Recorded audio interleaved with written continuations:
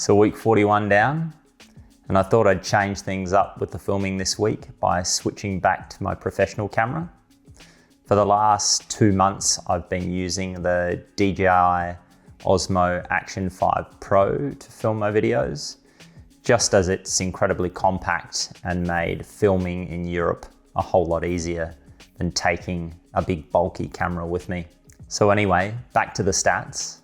It's a weekly kilometer count of 70 Ks, and this gives an overall kilometer count of 2,181 kilometers out of the 2,600 kilometer goal, and leaves 11 weeks of the challenge remaining. So nothing too much to report this week.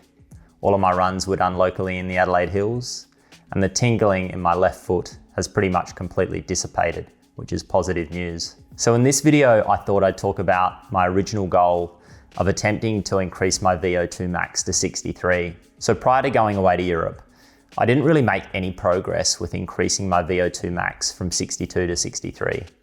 I think this was the result of consistently doing the same 6-10 kilometer runs each week, as well as running in the warmer temps. So when I was in Scotland, specifically the Cairngorms National Park, I did a 15 kilometer run around a lake called Loch Yellen.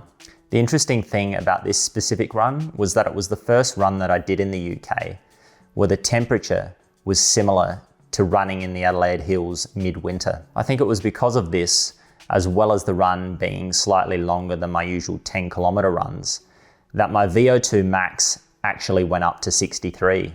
I was incredibly surprised by this because I feel like I'd really been trying to push that number up to 63 in Australia and just had no success.